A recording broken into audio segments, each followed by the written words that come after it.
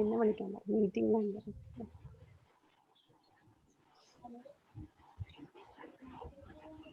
മൊബൈലിൽ വിളിക്കാൻ പറഞ്ഞു അല്ലെങ്കിൽ ലക്ഷ്മി വിളിച്ച് കണക്ട് ചെയ്ത് കൊടുത്താൽ മതി. So 3, 2, 1. We are live now. We can start our session. Yeah. Good morning all. I'm Dr. Indu Rajiv. Today is the poster presentation, the second day of the conference. Okay, today we have our judges, Dr. Anand K. Dr. Sunita Sunil has not been able to log in, but it's time to start up. Now let me introduce Dr. Anand K. He has done his MBBS from Kozhikode Medical College and is DNB Family Medicine from MIMS Kozhikode. He is at present in Government Health Services at Talasheri. He has been an organizing secretary in the first state conference, Kerala chapter AFPI. Welcome, Dr. Anand. I wish you would take over. I wish all the residents my best wishes. Thank you. Dr. Anand, you can take over. Thank you, ma'am. Okay. Swati, you can start. Okay. Very good morning to everyone. I'm Swati Balasubramanian. I'm the lead primary care psychologist at PCMH Restore Health. So today I would be presenting to you about our experience in managing mental health problems in family and community setting and how that has helped me to form a peer counseling program.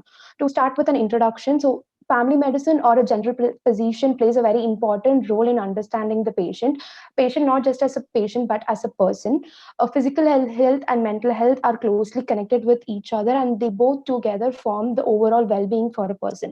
So the objectives of today's poster is, the first one, the role of a family physician in addressing the mental health need, and to showcase the value of a team-based care, and also how that has helped me to form a peer counseling program.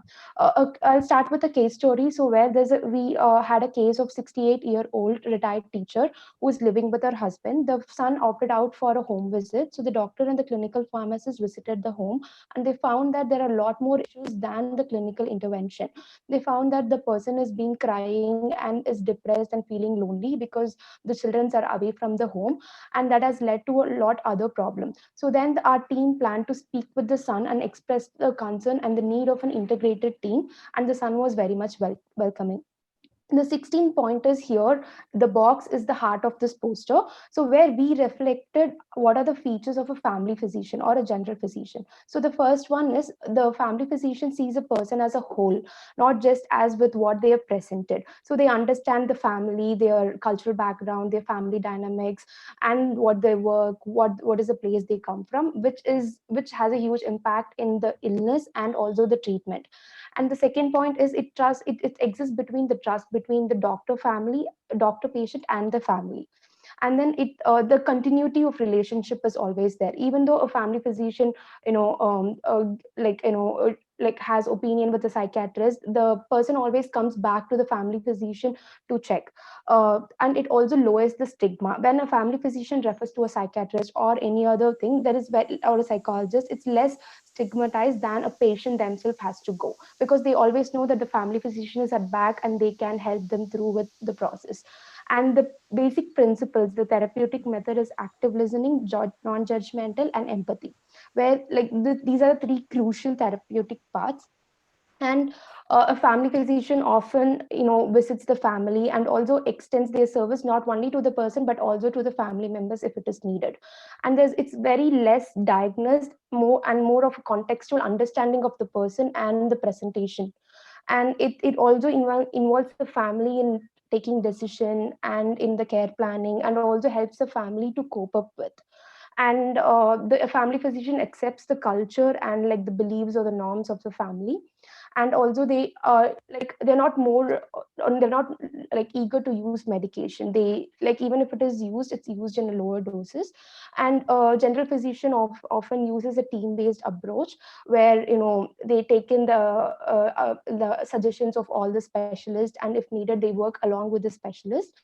And the time that is spent, it's always like different. Like there is like a longitudinal time is spent, and also micro conversation happens over phone and text messages.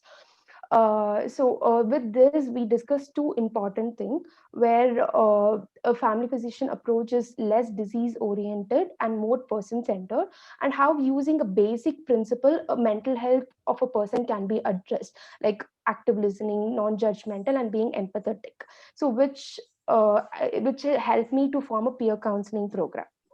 And the conclusion, we conclude by highlighting that family physicians have an extremely important role in promotion of mental health well-being, and also to address that there is a mental illness so it can be prevented before it escalates to a spectrum.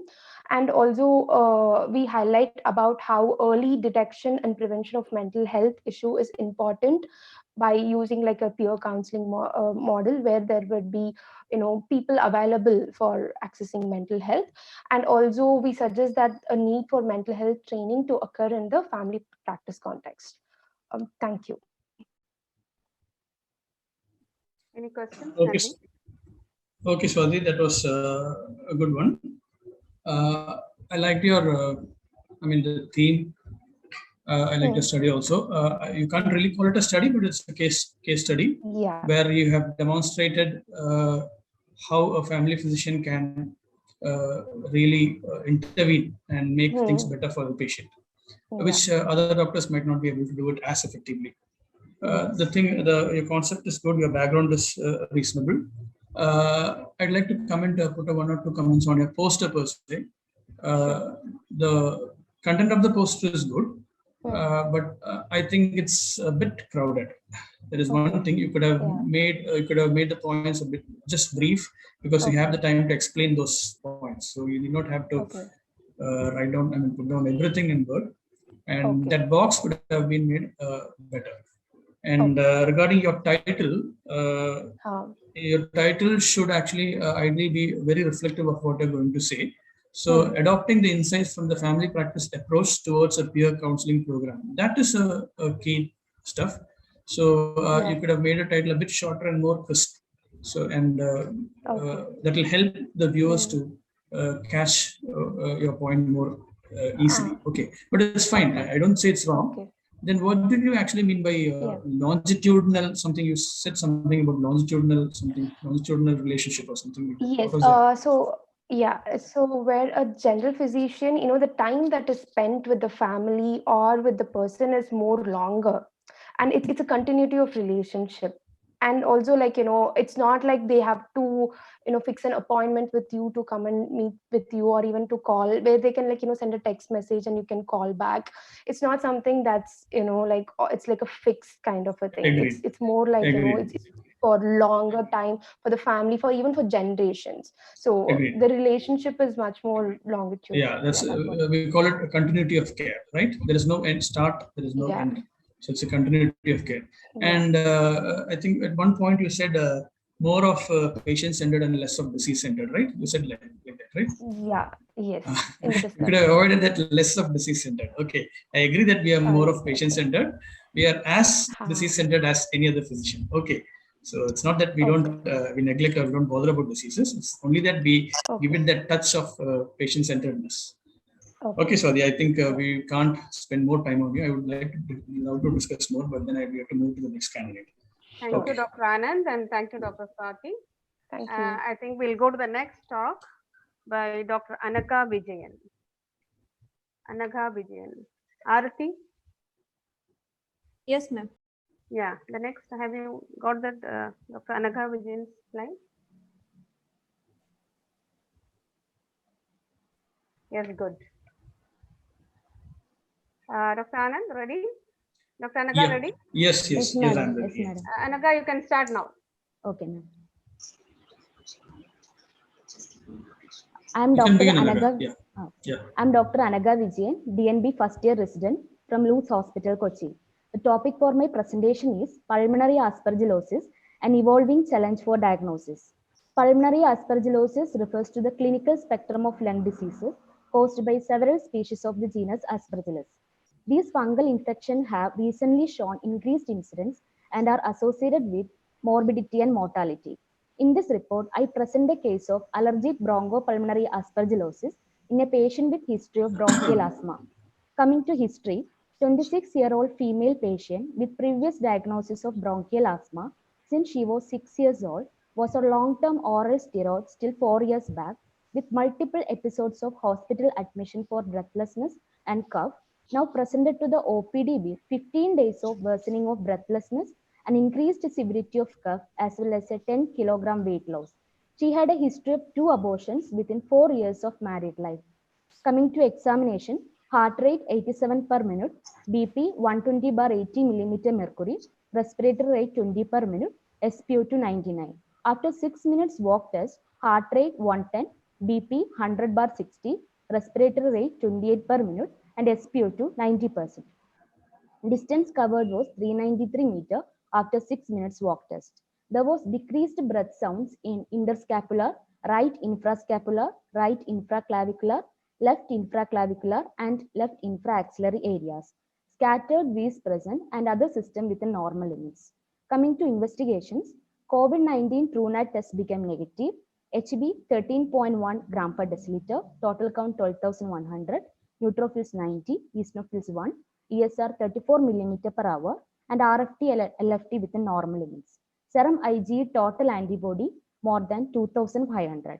Coming to imaging, chest X-ray showed multiple cavitator lesion. You can see the multiple cavitator lesions, and CT thorax predominant central bronchiectasis in bilateral upper lobes, bilateral lower lobe, right middle lobe, bronchocele with hyperattenuating mucus in left upper lobe, apico-posterior segment, lingula, left lower lobe, basal segment. Bronchiectatic cavity with mobile soft tissue component in right lower lobe, suggestive of aspergilloma. Focal ground glass opacity in left upper lobe apex and right lower lobe, basal segment. Scattered tree bud nodules in bilateral lower lobe, basal segments, and right middle lobe and lingula.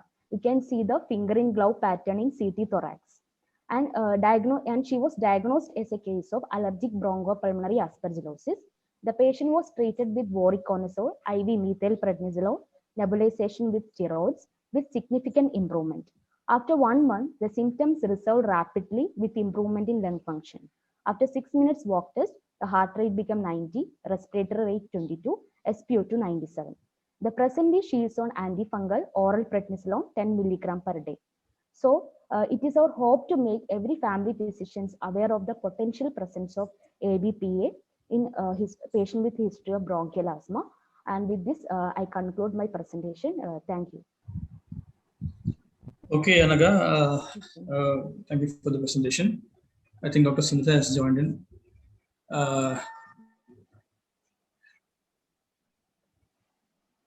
Hello. Hello, sir. Hello. Anaga, can you move to the poster, please? I'd like to see the poster. Yes. Okay. So one thing here, I think you're trying to put across the message that family physicians should be aware of the potential presence of ABPVA in a patient with history of bronchial asthma, right? Yes, when should we be aware of the potential presence in every case? Sir, actually, this patient had a history of abortion 4 months back, and at that time she had similar symptoms and some chest X-ray signs also. And but at that time she was diagnosed as a pneumonia and treated like that. But the symptom persisting, and she consulted here in our hospital. Okay, what I'm trying to say is, in cases of bronchial asthma where there is where the patient fails to improve symptomatically, this possibility needs to be considered, right? Yes. That is a message actually. Okay. Number two, this is more of a scientific description of the disease called ABPA. So your poster is more or less in that kind of poster. And when you present your poster, you know that you've been given 3 minutes. You could have spent a little less time on the going into the details of investigations. You started reading everything: HB, TC, neutrophils, ESR, RFT. So you could have just highlighted only the abnormal values, and also you need not have to gone so elaborately into the CT thorax findings. Okay, so those are some things which you could have improved on your presentation. And actually, this patient, when this patient came to your hospital, which department had handled this patient? Pulmonology department. How did you come to know of this patient? You're a family medicine trainee, right? How did you come to know of this patient? Actually, at that time I was in medicine department, and I am my colleague. Okay, fine. So it happened like that. Okay. So, and regarding your poster is reasonably well arranged, and I don't really understand what you meant by an evolving challenge for diagnosis. I don't know what is evolving here, but then that has to be your point, your what you call your final conclusion. You know, challenge for diagnosis. Your last thing, that the conclusion was okay, fine, but I don't really. I'm not fully okay with the heading title. Sir, in And spite of clinic, in spite of, tell me. in spite of improvement in diagnostic, it is very difficult to diagnose the ABP in patient with. Okay, okay, fine. Anyway, yeah. And there is there is no particular methodology because it's not just a case presentation. So I don't know how I'll be able to evaluate your methodology of the study per se. Anyway, thank you for the presentation. I don't know if Dr. Sunita, would you like to chip in? Yeah, Hi, good morning, everyone. Good morning. Dr. Anaga, I just like joined when halfway through. So, but whatever I heard was like, it's a good presentation.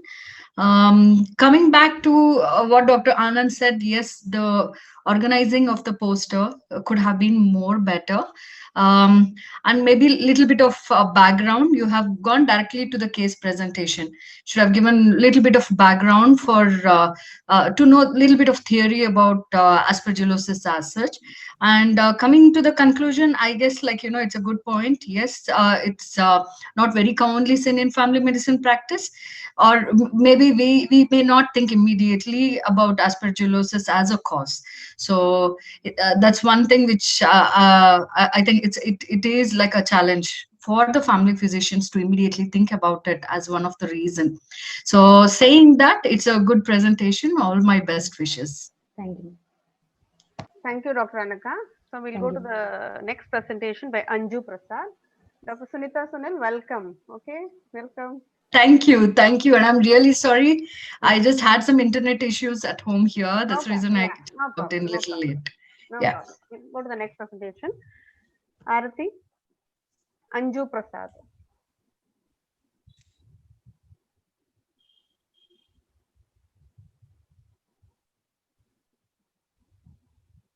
Anju Prasad, you can start off. Please stick on to your time.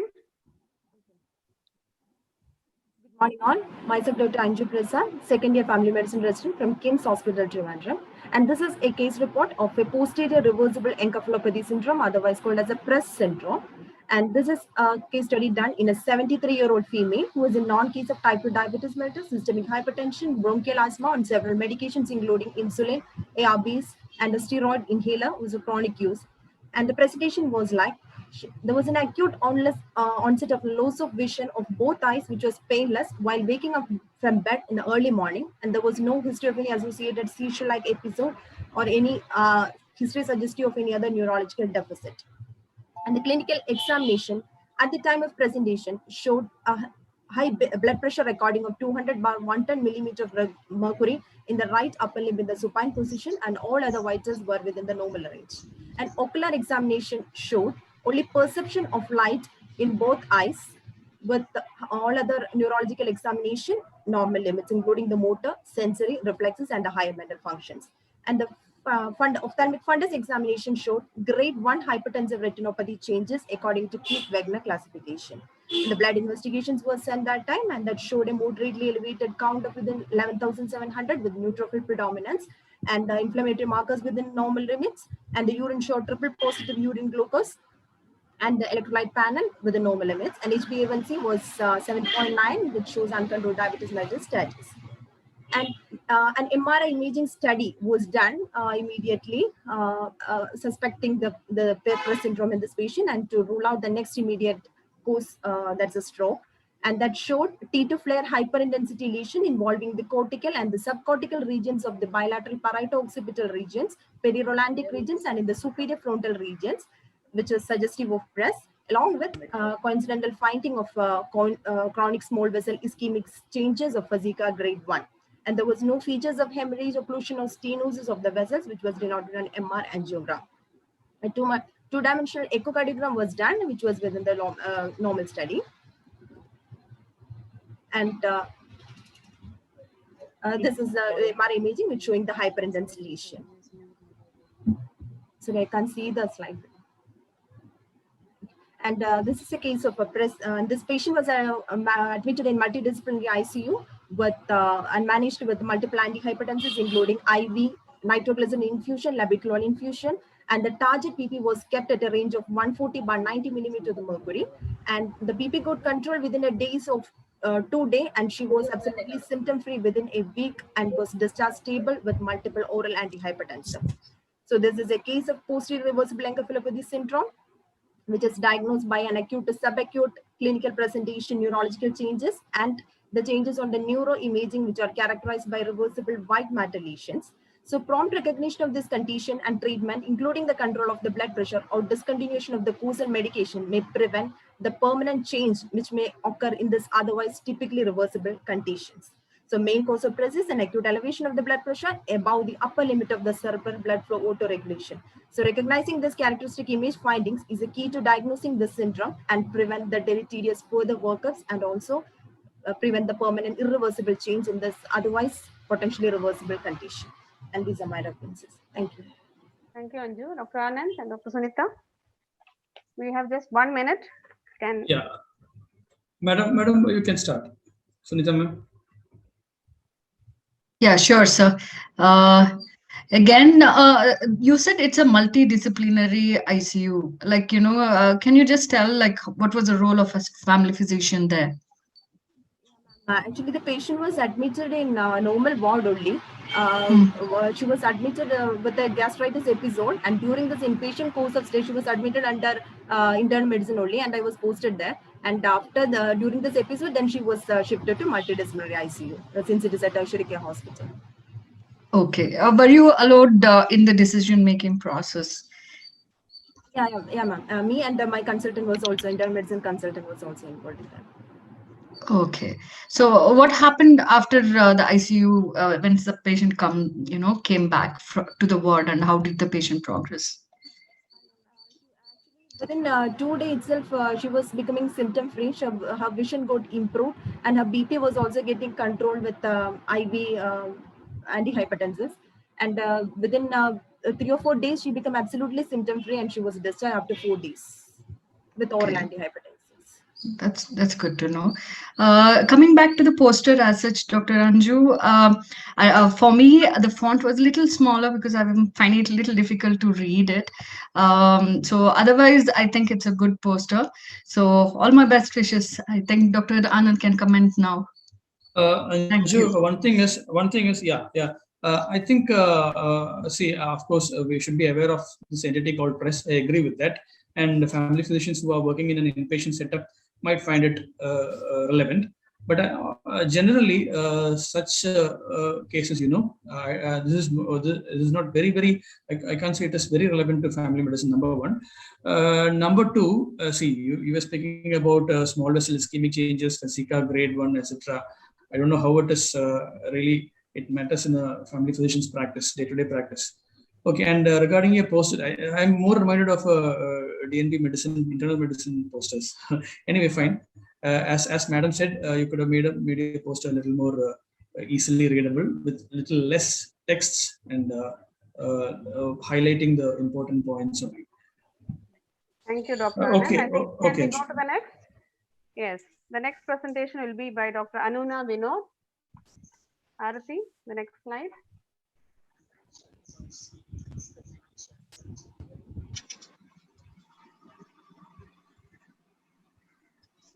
Yes, Anuna. Take on your time, 3 minutes. Am I audible? Yes. A very warm morning to all the respected judges, my fellow colleagues and the audience herein. Myself, Dr. Anuna Vinod, DNB resident in family medicine at Luz Hospital, Kochi. I'm here to present my study, which is a cross-sectional study to assess the psychological impact of COVID-19 on family medicine specialists and residents of Kerala. My guide is Dr. Rashmi S. Kaimal, HOD of my department in my hospital. Okay, so basically we know that the healthcare professionals dealing with COVID-19 are under immense psychological pressure and high stress. So it's imperative that the family medicine being the frontline workers be assessed of their psychological impact of the COVID-19. So the aim and the objective of my study were to evaluate the mental health outcomes among family physicians and residents in Kerala involved in the COVID-19 response, and to quantify the magnitude of symptoms of depression, anxiety, and stress using various questionnaires, and also to analyze the potential risk factors associated with the symptoms of anxiety, depression, and stress. Now, I had conducted a cross-sectional study with a total number of 120, which constitute around 80% of the total family physicians residents in Kerala, done by a Google survey using a designed kind of test question. That is by chi-square by the station and other simple proportions were used. The observations in my study were 80% of them were involved in treating or dealing COVID-19. 35% had administrative responsibility related to COVID-19. Of this, 38% were directly involved in formulating protocols related to COVID-19, most protocols. 50 people among the ones positive for COVID, of this 15 had their family test positive. 53% complaints of niche availability.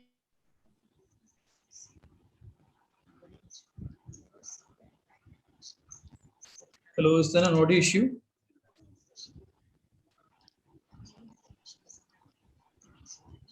Hello? Hi, you're breaking. Yeah, I'm not able to hear too.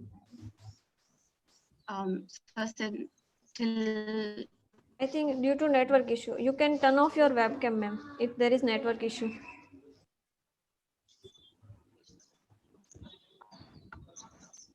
am I audible now?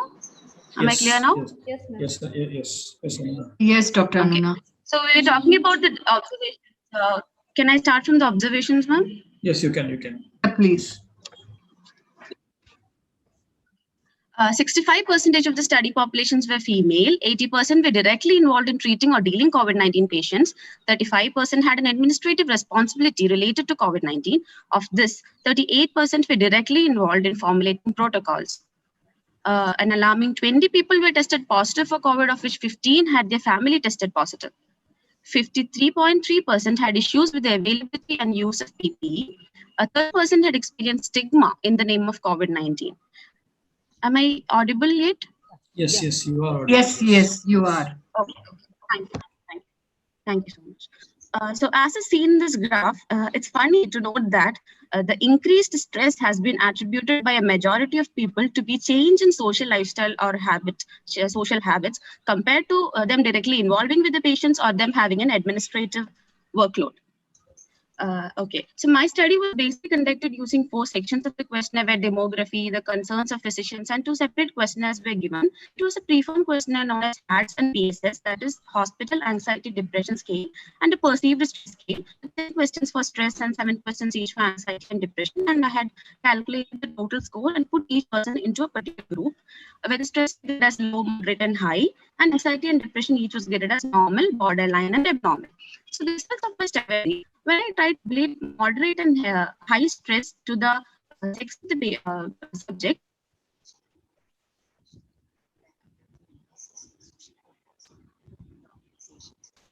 Dr. Anuna, you're not audible.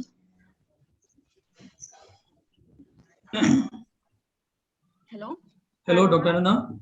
Yes. Your audio is getting disconnected. Please check. So is it okay now? Yeah, Yeah, it's okay now. You can switch off your webcam for the present, I think. So I have already switched off my video. Okay, continue. Please continue. Okay, so I was talking about the results of my study. When I tried to tabulate the moderate and high stress comparing to the gender, I found that the female doctors tend to have moderate and high stress more compared to the male doctors, as is evident from most of the studies conducted in this regard.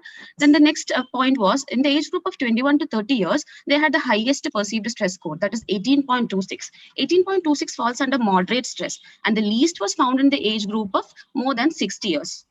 The third point of interest is that out of the 20 who were tested positive for COVID-19, 25% had borderline to abnormal depression and 65% had borderline to abnormal anxiety. And 30% of the temporary staff has abnormal anxiety grading, but couldn't establish a significance for it, statistical significance for it.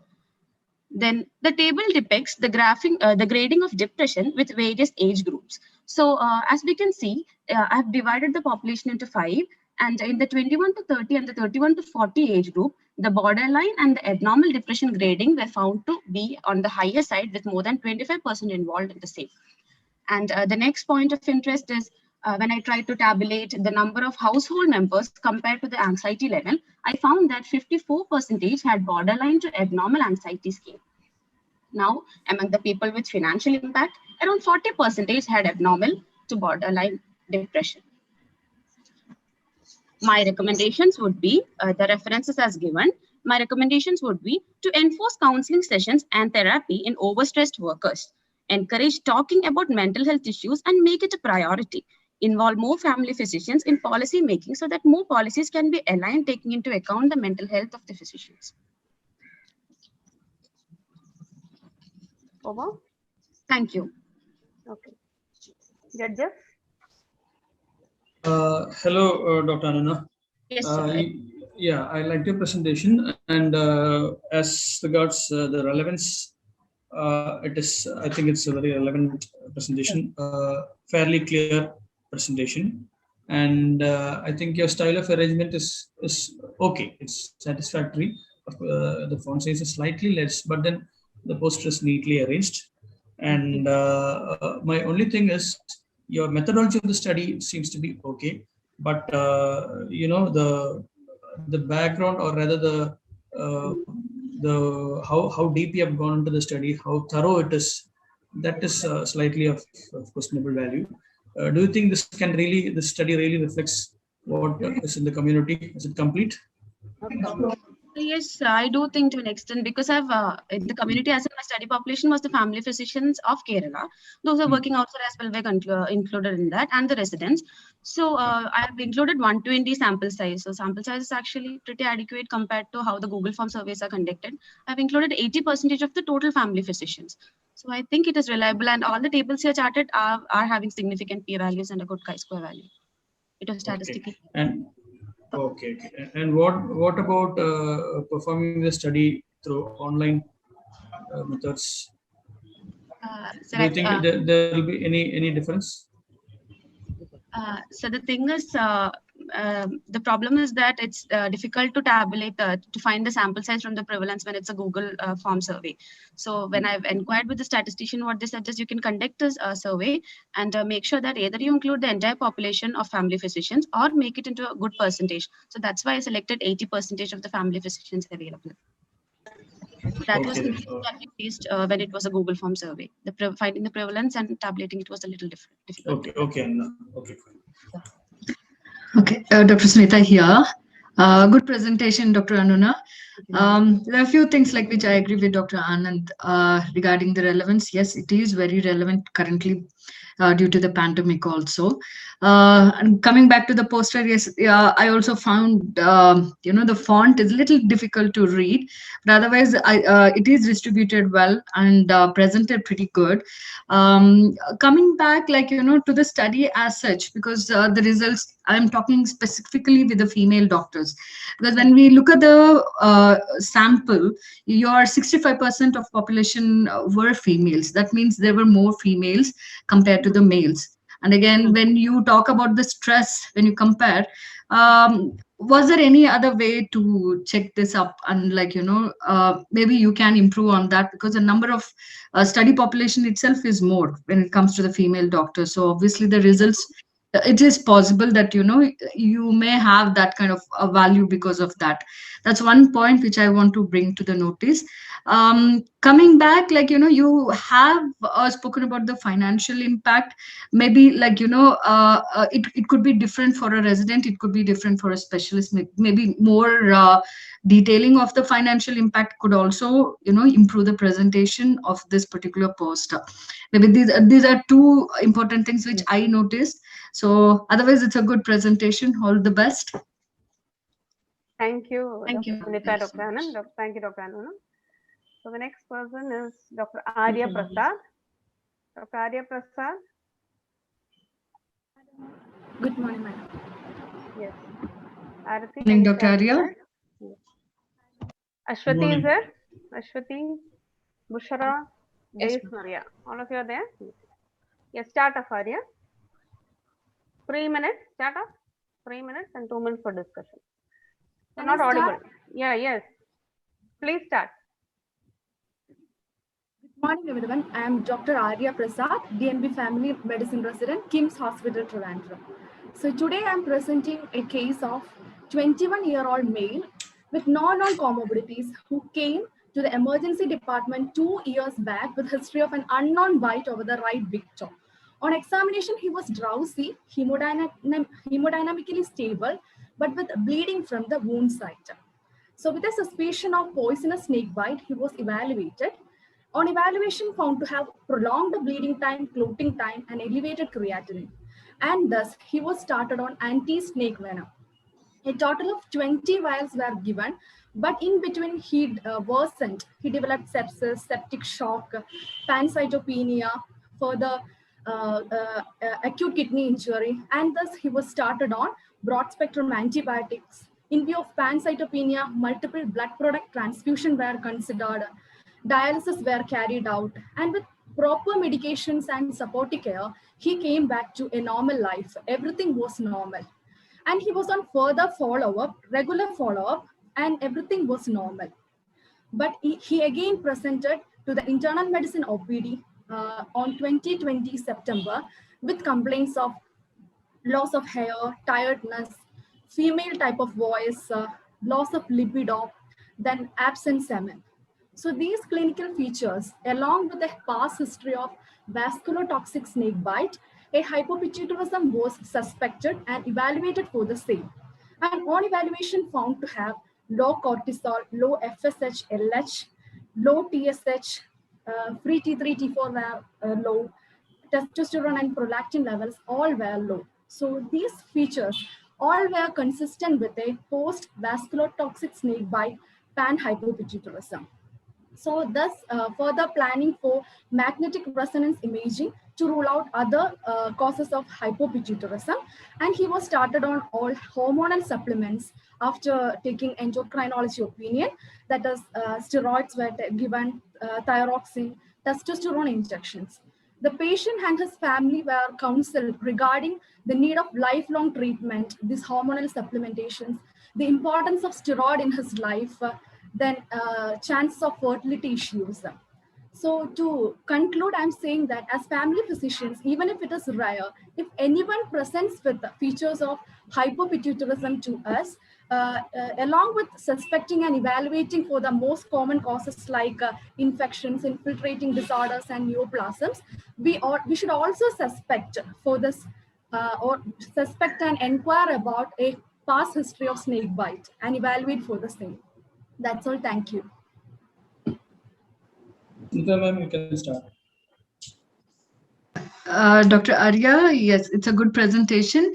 Relevance, yes, it is relevant. I think because the history of snake bite, that to 2 years back, very rarely, like we may probe in a situation like this. But being a family physician, the advantage is if the patient is following up with us, so we will be aware of it. So the way we will proceed further in evaluating the patient will be in the similar format. Saying that it is a rare cause, yes, you have highlighted it. And coming back to your presentation, it's good. Your poster also looks good. So all the best, doctor. Dr. Anand, your comments, please. Yeah, nothing more, madam. Okay. You have said it all. Thank you. Okay, can we go to the next presentation then by Dr. Ashwati ji? Arati? Ashwati? Yeah, you're there. yes.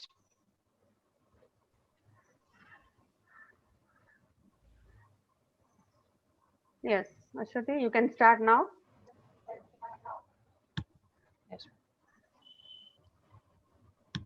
Good morning, everyone, respected judges and my fellow colleagues. I'm presenting a case report, a palliative care in a patient with renal cell carcinoma. I'm Dr. Ashwati, and I'm doing this under the guidance of Dr. Varghese Jammeh and Dr. Rashmi S. Kaimal. So palliative care, we know it improves the quality of life of patients and their families who are facing challenges associated with life-threatening illness, whether it is physical, psychological, social, or spiritual. The quality of life of caregivers improves as well. So each year, an estimated 40 million people are in need of palliative care. 78% of them live in a low and middle income countries. And worldwide, only about 14% of people who need palliative care currently receive it. So I'm presenting a case of 54-year-old male who attended a family medicine OPD with complaints of generalized tiredness and abdominal distension. He was diagnosed with renal cell carcinoma with inferior vena cava and liver metastasis 3 months back. On examination, his vitals were stable, and on examination of his abdomen, patient has ascites. So the problems recognized and how we work with them. The first one was the false assurance. Patient was diagnosed to have malignancy 3 months back. He could not afford a surgery in private hospitals. So he was deferred surgery in medical colleges due to COVID-19 situation. So he opted for treatment in alternative system of medicine, and he was assured complete cure in 1.5 years. So caretakers were initially counseled about the nature and prognosis of the disease. They were educated regarding the mental and the financial burden the alternative medicine can cause. Next was dealing with collusion. Most patients diagnosed with life-threatening illness, they wanted to know the truth regarding the situation to enable them to plan their remaining time with their family's future. So the family members were aware of the situation, but the patient was not aware of the same. Both the caregivers and patient were educated separately. Diagnosis and prognosis of the disease were explained in details. Patient was given time and arrangements were made to fulfill his wishes. The next problem was urinary obstruction. Patient had complaints of hematuria, and alternate system practitioner, they convinced him that the tumor itself which was being excreted in the urine, which was good for the disease treatment. So patient was hence considering it as a good prognostic sign. So these blood clots, it caused acute urinary obstructions. Patient was initially catheterized, but blood clots caused blockage of the Foley's catheter as well. So continuous bladder drainage was done with the 24 French Foley's using 3 liters saline, and the clots were removed. Patient was sent home with an 18 French Foley's catheter. The next problem was abdominal distension. Patient had abdominal distension, so ascitic tap was done. He was taking vegetarian diet as advised in alternate medicine. His serum albumin was also low. So patient and caregivers, they were educated regarding the need for proteins in diet, and he was advised the need to take a mixed diet. He was also informed that abdominal distension is part of the disease and he may require ascitic tapping in future as well. Next was the financial constraints and the quality of life. He was from a lower middle class family. So in alternate medicine, he had expenditure of around 60,000 for 10 days in patient treatment. So he had to undergo this every 6 months. This affected his family financially. He also had to take strict vegetarian diet while he always liked to eat fish and meat. He had to be admitted for 10 days every month. Hence, his son could not go for work and his son had to stay with the patient. So coming to the current situation of the patient is now under the treatment of family medicine department. He knows about the disease, he knows about the prognosis. He needs ascitic tap every 2 weeks, which is done as an outpatient procedure. His daily water intake is restricted to 2 liters per day. Salt intake is restricted to 2 grams per day. He's given furosemide aldactone combination. He's not on Foley's catheter, but he's informed that he may need bladder wash if blood clots cause further urinary obstruction. He's taking mixed diet. He's doing his routine activities on his own. He visits church every Sunday. His son is going for work and son is taking care of finances at home. Thank you. Madam, may I start? Yes. Yeah. Okay. Yeah, Dr. Anand, you're going to comment? Yeah, I'll just finish up, ma'am. Yes. Thank you, Ashwati. It was a good presentation. I loved it. Thank you, sir. And very relevant to family medicine and very involved in the care of the patient directly. Yes, sir. I was involved in the care of the patient. That I have done reflects that. ascitic tap for the patient. Yes. I That was the reflects one in your who had done presentation also, because every minute details has been given in the poster. Regarding you said that there was a fluid restriction for 2 liters per day. 2 liters Yes. of water. There is hardly any restriction. Okay, fine. Anyway, so regarding the poster, I don't want to comment on the content, the conclusion, because everything is very relevant and very well placed. And regarding the poster per se, neatly arranged. Only thing is, you could have cut short on the text literature. So need not have so much of words here. Because the rest of the thing you can say, right? When you're presenting, you can present. You just only have to have points. Otherwise, it's fine. Good. Okay. Madam, you can take over. Dr. Ashwati, it's a good poster and good presentation. As Dr. Anand said, very relevant to family practice. I have one question for you is, when do you think the palliative care should start for a patient with a renal cell carcinoma? If we know that the patient, the treatment is going to. Someone is prompting in the know that background. Someone is prompting the answer in the background. Okay. It's at the time of the diagnosis. When It's we at know the that- time. Yeah, that's the time the palliative care should start. And we as family physicians, we should initiate it. Though there are palliative care specialists available now, but as family physician, we should be very good with palliative care because it's one of the important aspect of our medical care too.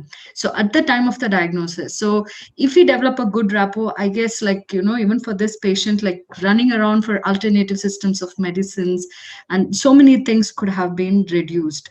But saying that, I think the presentation is good. And as Dr. Anand said, like, the posters, if we can like make it like a bullet points, that will be more attractive. So Yeah, that's exactly it's a good what I effort. understand. It's a good effort. So all my best wishes, Dr. Ashwati. Just one more thing, Dr. Ashwati. You could have you didn't really make a conclusion per se. You ended with current status of the patient, right? You should have had a conclusion to say to let viewers understand what it means to a family physician and what is his role. Okay, fine, that's okay. Thank you. Thank you, Dr. Ashwati. Thank you, sir, and thank you. Yeah, we'll go to the next talk by Bushra Tasneem. The next slide, Arati.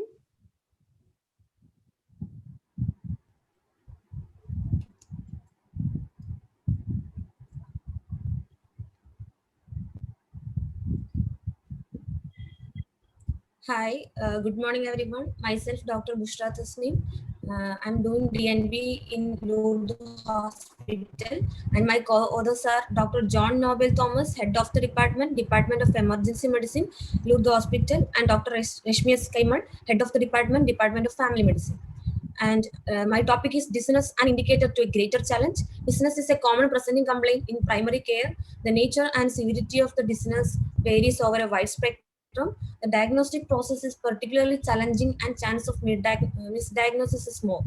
Dizziness may be the only clue to a life-threatening condition. Here I present 3 rare cases which are presented as dizziness and also life-threatening conditions. Case 1 was 72-year-old female, known case of coronary artery disease and hypertension, presented with the dizziness followed by fall. History and examination was otherwise normal, and when took ECG, there was tachycardia with pauses in between, so revealed a sick sinus syndrome. Case 2 was 37-year-old male, presented with the dizziness, and history and examination was normal. Hello. Is there audio? Bushra? Hello. Yeah, audio is cut now. Bushra? Hello. Yes, come on, start. You can continue, Bushra. Continue. Okay. The second case. Okay. Case 2 was a 37-year-old male, presented with dizziness. History and examination was otherwise normal. Based on ECG, he was found to have second-degree heart block with bradycardia, for which he was referred to the cardiology and was treated. But later on doing echo, he was found to have type A aortic dissection with severe aortic regurgitation. Case 3 was 40-year-old male, presented with dizziness and past history of fever. On examination, there was mild neck stiffness, and on evaluation found to have cerebralitis based on the MRI.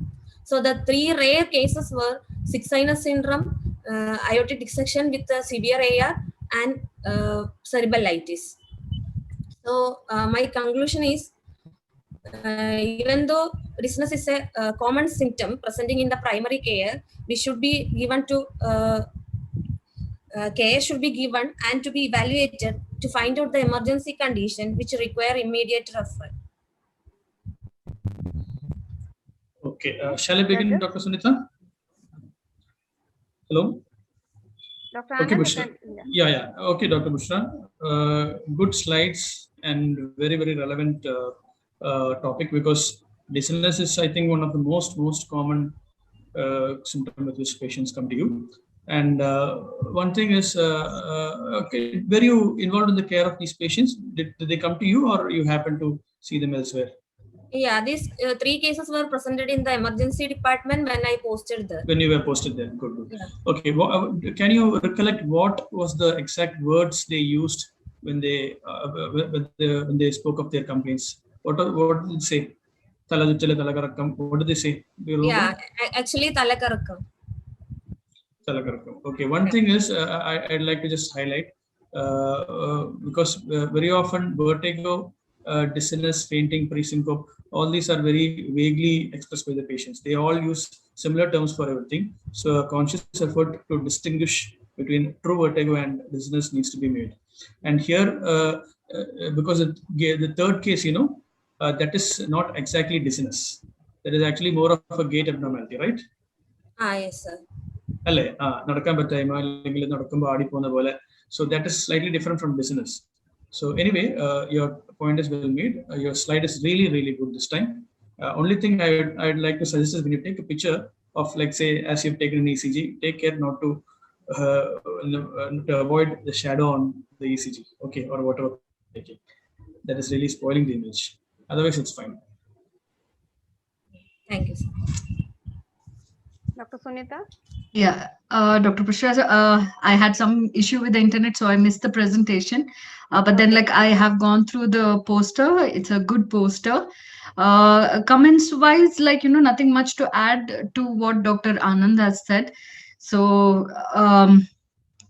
maybe, like, since you have given the background of dizziness as a presenting complaint and given various differential diagnosis for the similar complaint, I think it's a good presentation in that way. But further than that, like, no comments from my side. So all the best. Thank you, Doctor. Thank you, Dr. Sunita. We'll go to the next presentation by Dr. Deis Maria Babu.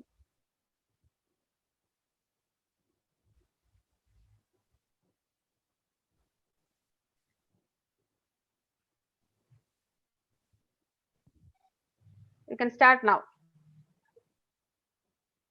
Deis, please unmute yourself. Unmute.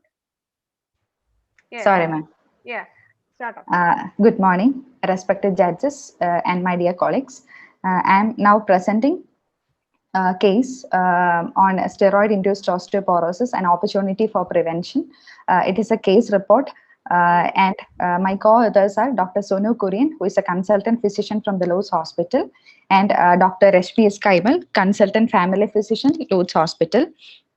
Coming to the introduction, glucocorticoids are used in the treatment of a wide range of diseases, and it is estimated to be around 1 to 2% of the population are receiving long-term steroid therapy. Adverse skeletal effects of glucocorticoid therapy was described years ago, but yet steroid-induced osteoporosis continued to be the most common secondary cause of osteoporosis even today. Researches into the epidemiology, pathophysiology, and clinical management of a steroid-induced osteoporosis has produced substantial advances, yet the condition remains unrecognized and undertreated. This is a flowchart showing the pathogenesis, or how the steroid induces the osteoporosis in a long term and in a short term. Coming to the case report, my patient is a 70-year-old female who was a diagnosed case of a chronic ITP with frequent relapses and on steroids. She was admitted in the MICU with complaints of a lower abdominal pain since 2 weeks and high-grade fever of 1 day duration. The pain was of a dull aching type and mostly around below the level of umbilicus, and pain exacerbated after day-to-day activities and not relation to the food intake. It was relieved after rest, and there was no radiation or any other associated complaints. Past medical history, patient had frequent OPD visits during the last 3 months with a backache treated as a compressive radiculopathy. Patient does not give any history, does not remember any history of a trauma or fall. She was diagnosed with ITP 15 years back. At present, she is on tab-visilon 10 mg OD. History of small joint pain, both upper limbs, 35 years back. It was treated with some Ayurvedic medicines for 4 months, and she was not in a follow-up. Her clinical examinations show all systems within normal limits. Only petechia and some purpura were present. Other systemic examination were within normal limits. Her investigation showed complete blood count showing severe thrombocytopenia. Urine routine showed WBC 10 to 15. Ultrasound abdomen and chest X-ray were within normal limits. The CT thorax showed compression fracture with collapse of the D9 vertebra and end-plate compression of D12, L2 and L3. And 2D echo was within normal limits. The course in the hospital was, the patient was started with IV, keeping UTI as a provisional diagnosis. Patient was started with IV antibiotics. Platelet transfusion was given in view of severe thrombocytopenia. And once the infection has subsided, the IV steroid was restarted. Patient had persistent hypoxemia during the ICU stay, despite oxygen therapy, for which she underwent 2D echo and CT thorax, which showed compression fracture with the collapse of a D9 vertebra and end-plate compression of D12, L2 and L3, which was suggestive of an osteoporosis, and the patient was started on oral bisphosphonates. So my diagnosis is steroid-induced osteoporosis, and my references are as well. Thank you.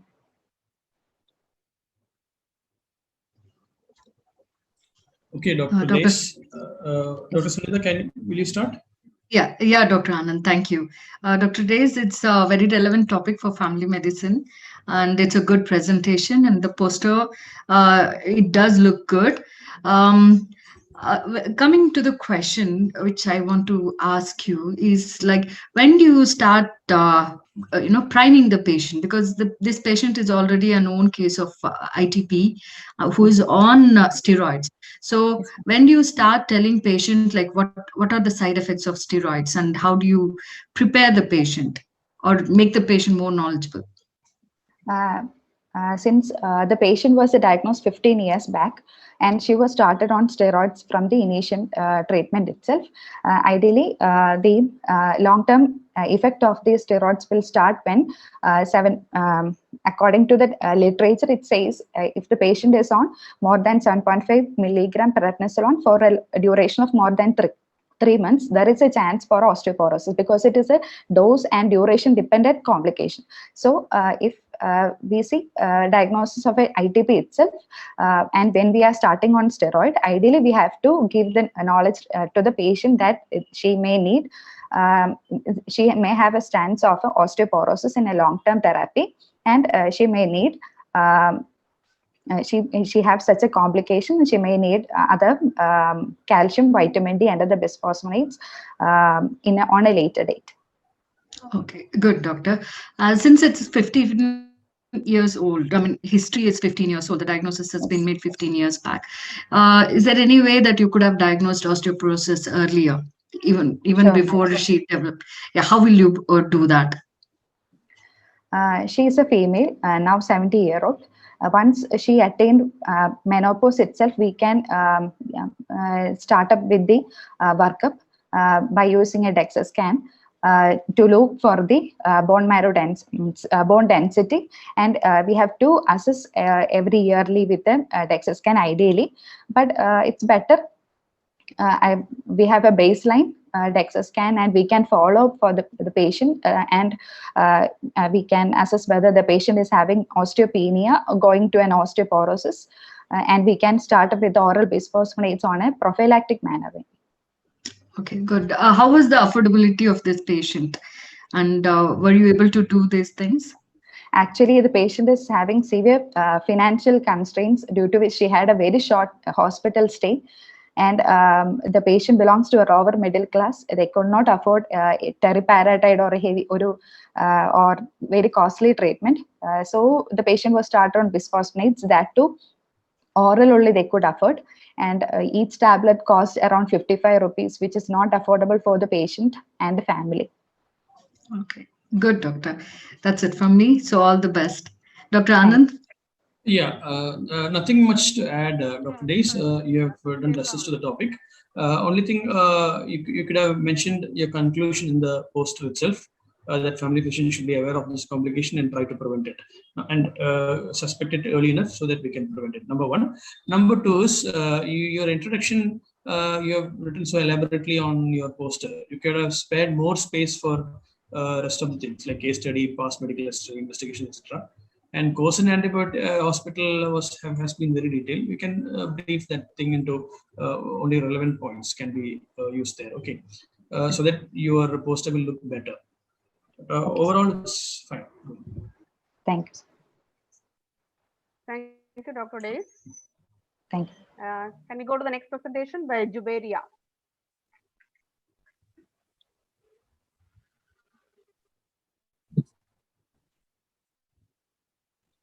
Juberia? Hello, madam. Can I start, madam? Yes, yes, can start. Good morning, sir and madams. Myself, Dr. Juberia, DNB resident, family medicine, Lood Hospital.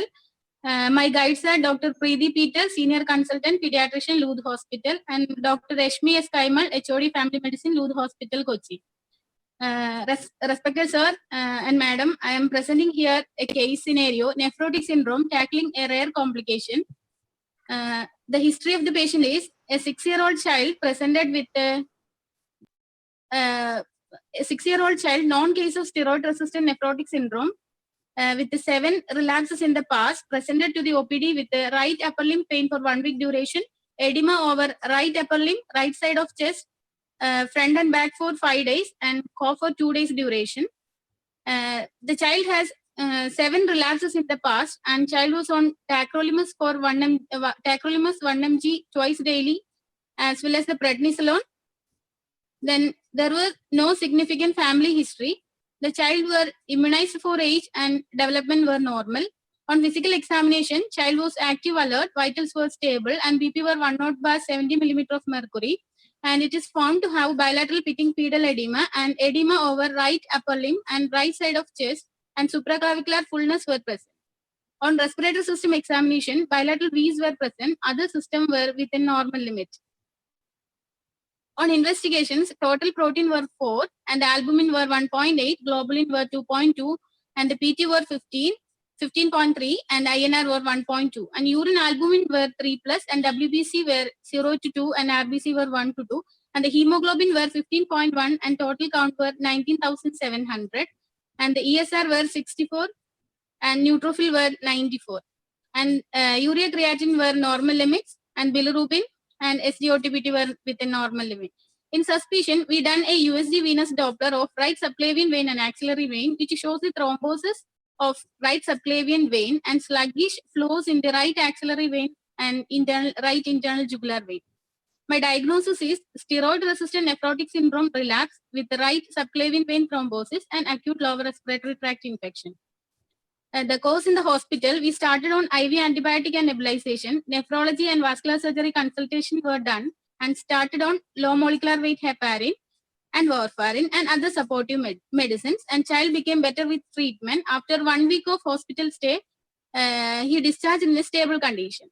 The role of family physician is, even though the thrombosis is a rare complication in nephrotic syndrome, it should be in our mind that, and we should detect at the earliest and do the optimum treatment. Madam? Just? It's over, madam. Yes. Yeah. Yes. Dr. Anand, do you want to comment on the poster and presentation, please? Yeah. Did you, Dr. Juberia, did you see this patient? Have you seen this patient in person? Yes, madam. Yes, sir. It was during my pediatric posting. Child was presented in OPD, following which we investigated and admitted in the ward, sir. Okay, fine. Can you just briefly say what was the patient, what was the drugs the patient was taking when she was on, when she had visited you? What all drugs she was taking? He was, do you remember what all drugs she was taking when she visited you? On tacrolimus 1 mg twice daily and prednisolone, sir. Prednisolone, okay. Yes. Can you say what are the complications can a family physician family physician has to anticipate or expect in a patient with nephrotic syndrome? Nephrotic syndrome, usually the complication will be steroid toxicity, sir. Okay. the patient on steroid, there is chance for cushingoid features. Then on tacrolimus, there will be increased urination, then itching over the body, skin rashes, and also the child will have abnormal dreams, and sometimes there will be some abnormal behaviors. Hello? Hello, sir. You're not audible. Hello? Hello. Can you say child will have abnormal dreams, sir? Pardon? Abnormal dreams. Dreams. Dreams. Dreams. Oh, Dreams. okay. Oh, that is with respect to tacrolimus. Yes, sir. Yeah. Okay. Okay, fine. Your poster is nicely arranged. It's very nicely made, and you have reasonably given a good discussion. Over to Dr. Sunita. Dr. Jubairia, it's a good presentation.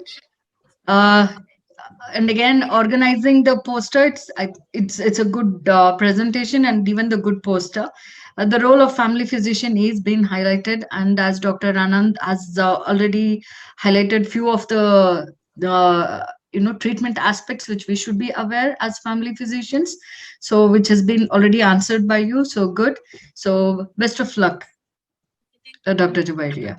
Thank you, madam. Dr. Thank you, Jubairia. sir. Thank you. Okay, thank you, madam. Yeah. Can we go to the next presentation by Dr. Krishna Nandakumar? Krishna Nandakumar, are you here? Dr. Krishna Nandakumar? Yes, yes. Yes, ma'am. Yes. Am I audible? Yes, yes. The You slides are. will be shared now. You can start. Very good morning to all, respected judges and my dear colleagues. I'm Dr. Krishna Nandakumar, doing DNB Family Medicine at Medical Trust Hospital, Ernakulam. COVID-19 now being a global pandemic and the entire world trying to fight it with all what we have. A new challenge what we are facing is the emergence of post-COVID syndromes. That's when I decided to present this poster on COVID-19, the aftermath, in the light of a case scenario. Here is the case of a 48-year-old male with no known comorbidities, but with history of a recent asymptomatic COVID-19 infection, which he managed in home quarantine without taking any treatment. And he presented to us with complaints of fever and loose stools of 3 days duration, which was followed by generalized tiredness and decreased urine output. And all this occurred almost 3 weeks after recovery from COVID-19 infection. And on general physical examination and systemic examination, we couldn't find anything else other than the severe hypotension, and the patient was put on inotropic supports. And further detailed evaluation revealed altered renal function with severe metabolic acidosis, in view of which he was started on sustained low efficiency dialysis through a triple lumen jugular catheter.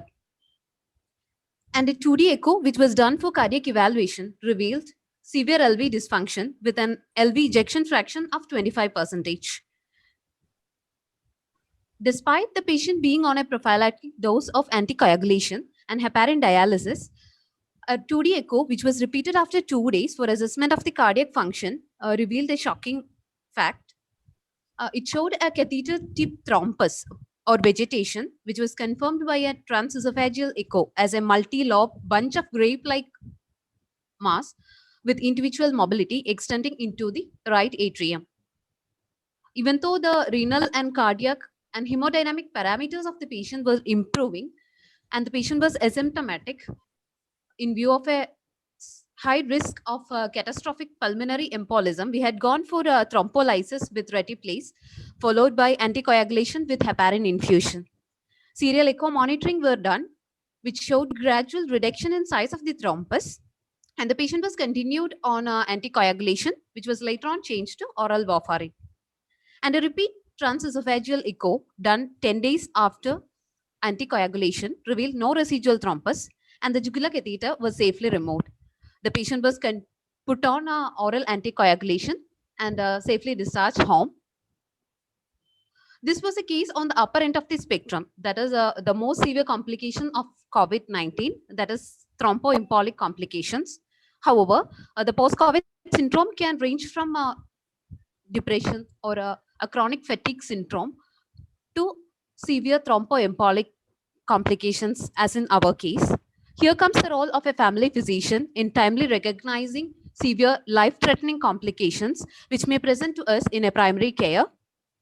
And I would also like to highlight the importance of post-COVID clinics for screening or following up the post-COVID patients and timely recognition of the post-COVID syndromes.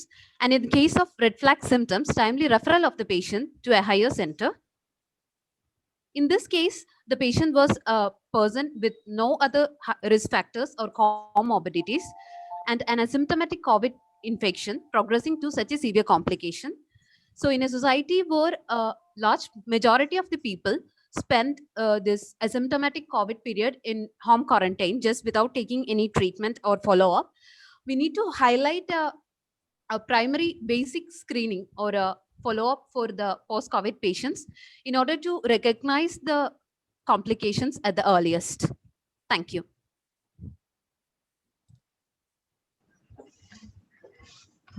Dr. Krishna, I'm Dr. Sunita here. Yes, ma'am.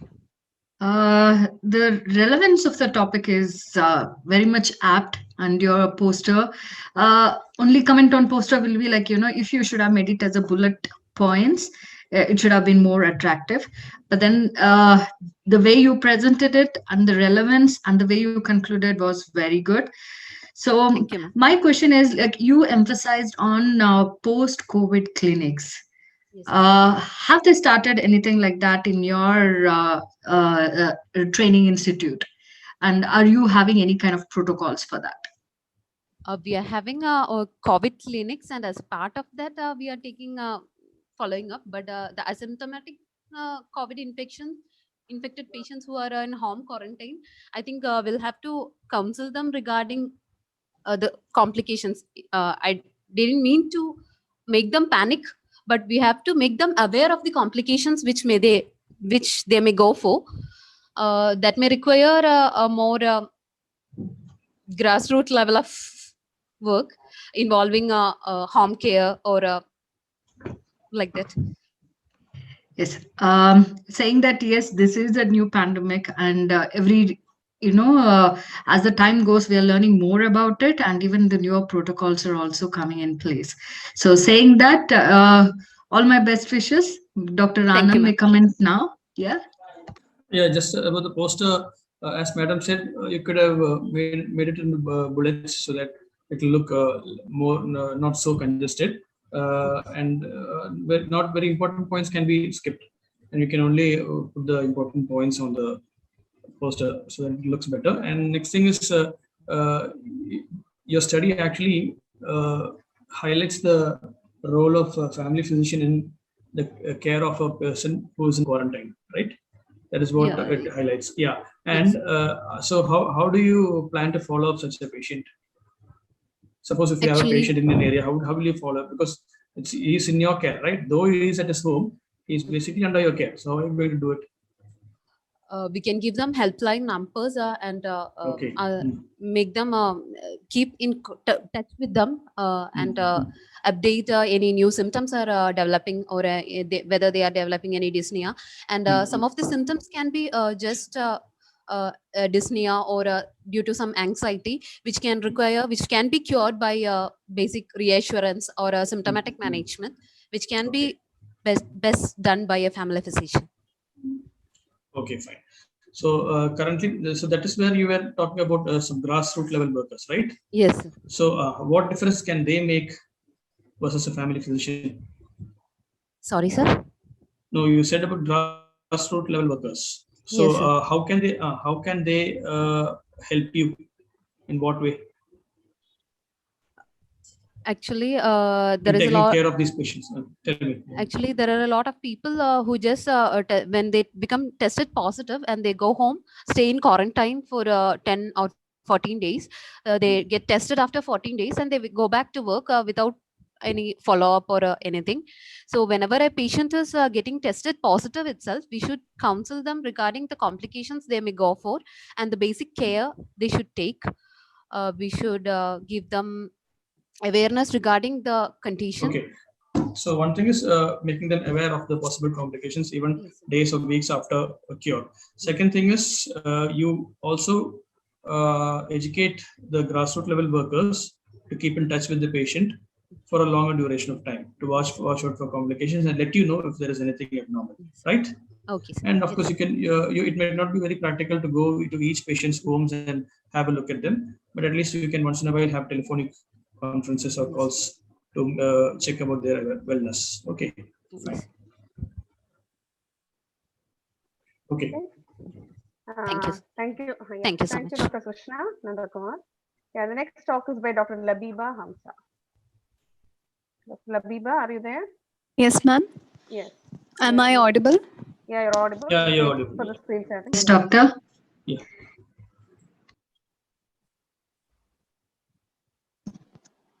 So, yeah. Okay. Start. Okay. Please start. So, honorable members of the jury and my dear colleagues, a very good morning to all of you. So, today I would like to begin with a case scenario that is an NTOM TVT that unveiled an alley of carcinoma breast and antiphospholipid syndrome. And this is to highlight the importance of diagnosing deep vein thrombosis in a primary care setting.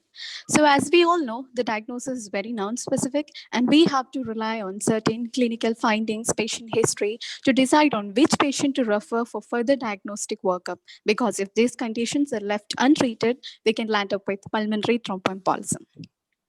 So here we had a patient, a 42-year-old lady who was referred to an oncologist with a suspicious breast lump. And she, on the morning of admission, developed a sudden onset breathlessness and desaturation that required ventilator support. And in the background of malignancy, we suspected a thromboembolic event and did a CTPA, as you can see in the figure, which showed an evidence of submassive pulmonary thromboembolism. But what went undetected in this patient was the presence of a deep vein thrombosis. Her left leg was noted to be swollen, edematous with discoloration. And this was being treated as cellulitis with hospitalization and with IV antibiotics for about 1 week. And this happened about 1 month back. And further evaluation in this patient revealed evidence of antiphospholipid syndrome in the background of an autoimmune hemolytic anemia, thrombocytopenia, and a thromboembolic event. And the FNAC, though inconclusive, the punch biopsy from the breast lump showed evidence of carcinoma. So this patient was treated with anticoagulation, and she's being planned for further treatment based on pending investigations like the hormone receptor status.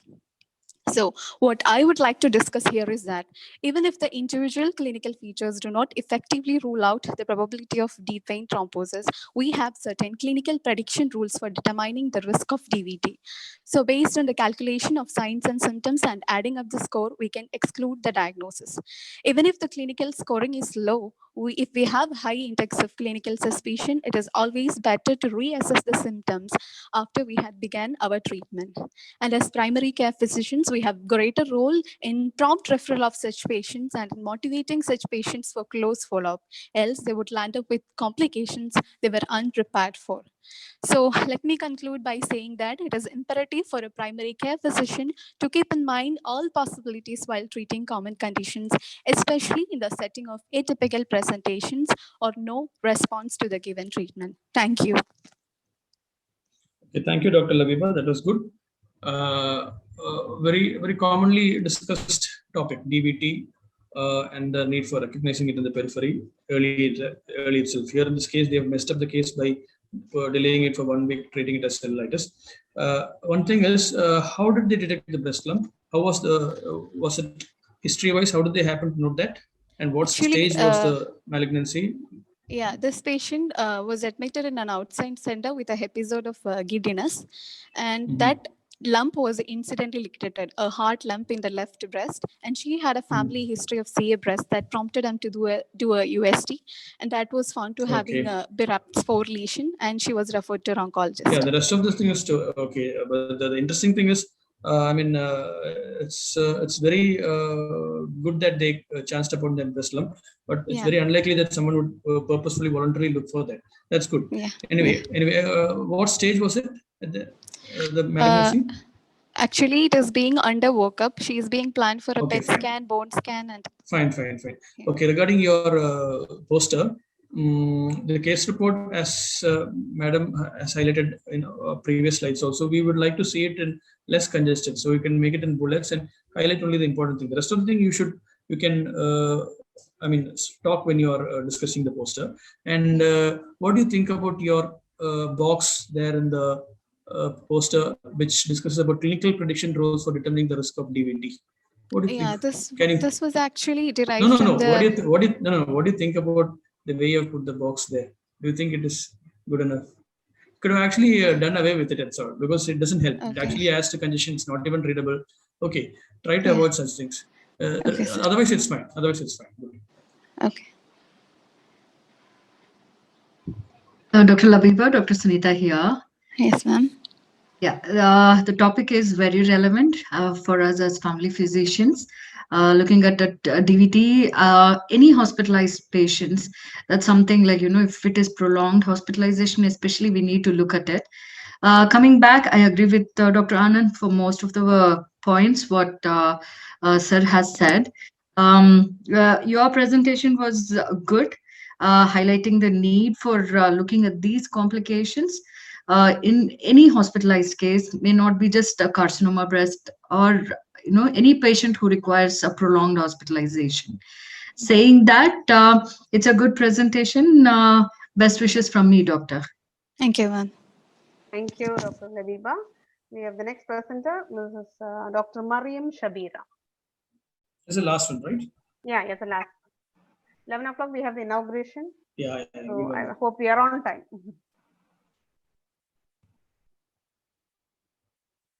Dr.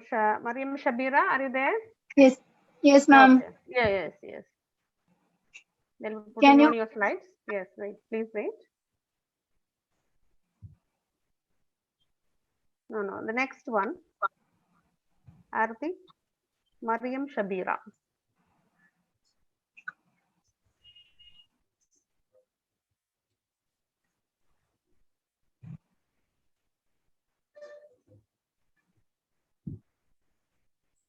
Okay, you can start, Mariam. Can I start, ma'am? Yes. Good morning, judges, my dear friends. I am Dr. Mariam Shabira, Junior Resident of Family Medicine, Government Medical College, Calicut. I am presenting a case of viral hepatitis with a persistent hepatosplenomegaly. My guides are Dr. P.K. Shashidharan, our emeritus professor, and my senior resident, Dr. Mamta Manohar, senior resident in our department.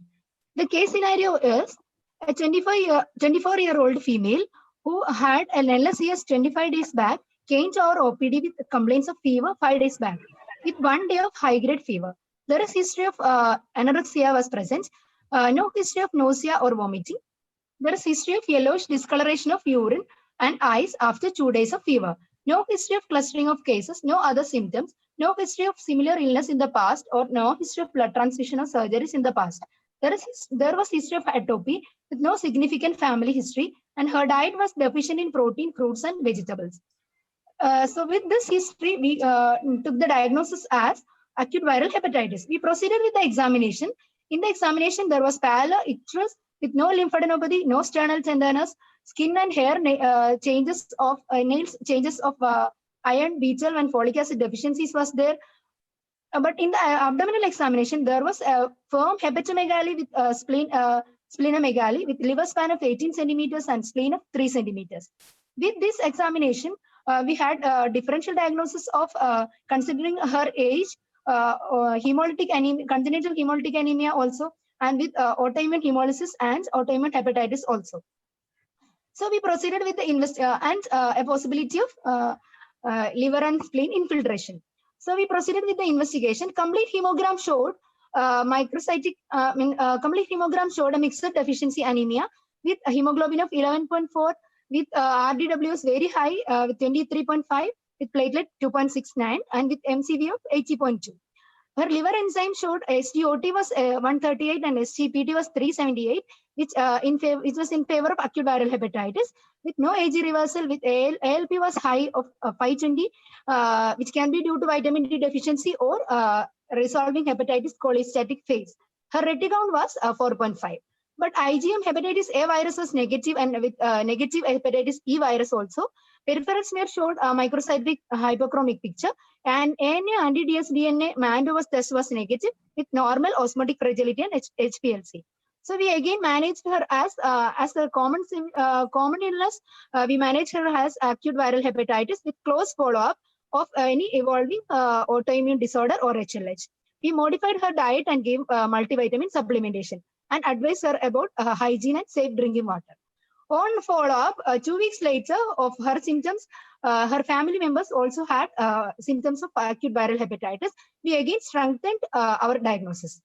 So in follow-up, her general conditions improved, jaundice disappeared, LFT came to normal, spleen is now normal with, she's again in our follow-up itself with a mild hepatomegaly. So the take-home message is a proper history taking in all aspects of life is the key tool in diagnosis in family practice. With awareness of commonness is very important aspect in family practice. A proper follow-up with a good rapport is more important than very expensive investigations. Thank you.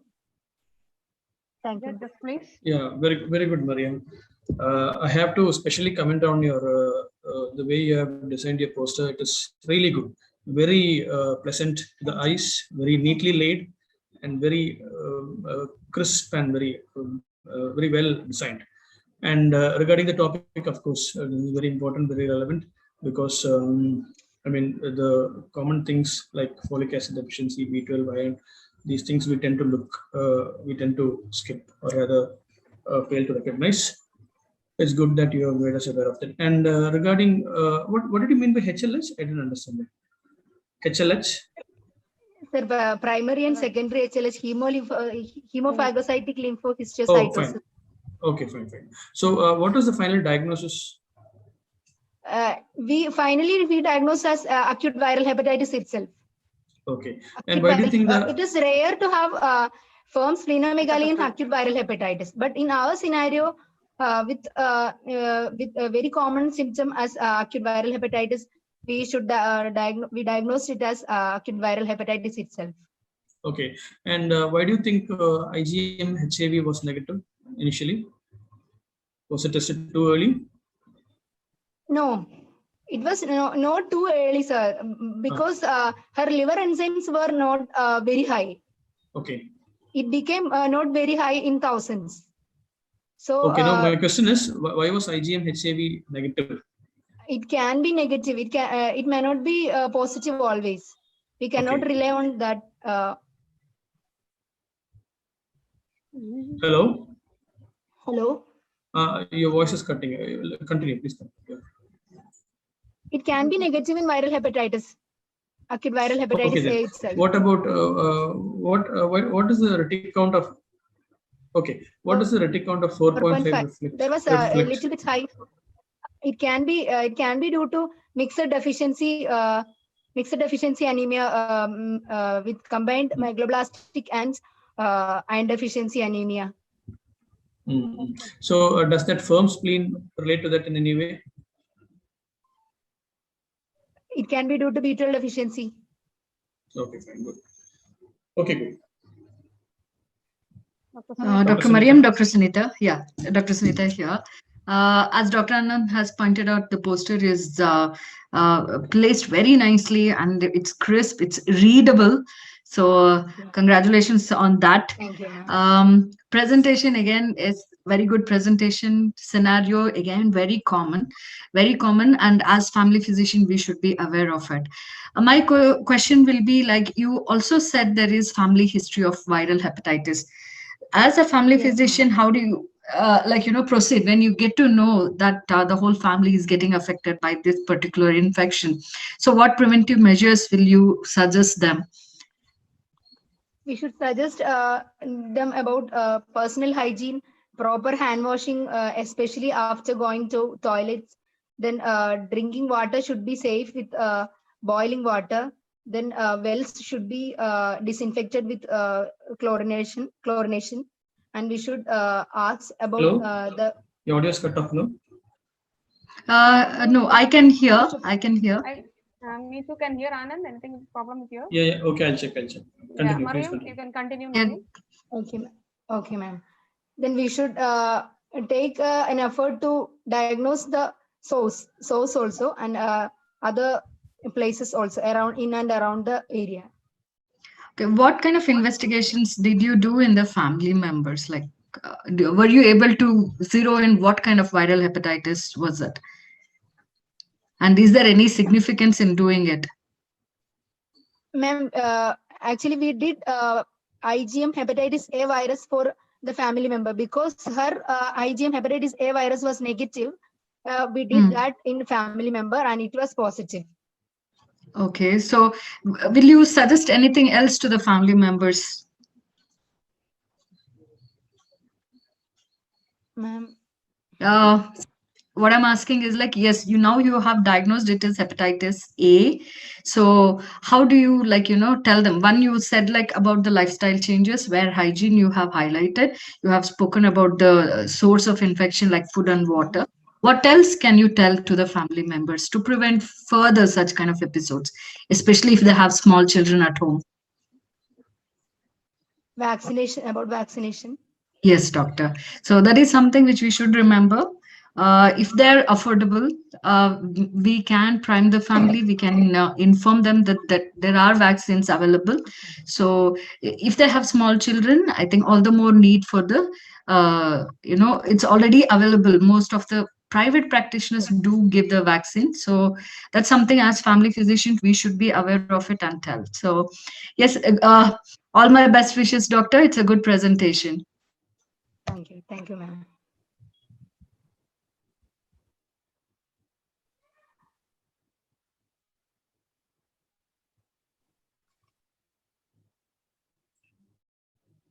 Thank you. Can we leave the group now?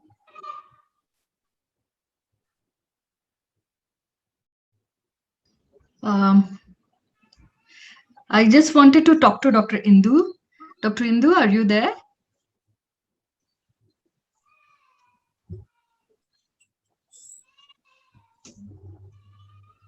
Hello, Dr. Indu. Ma'am, you are not audible. Dr. Indu?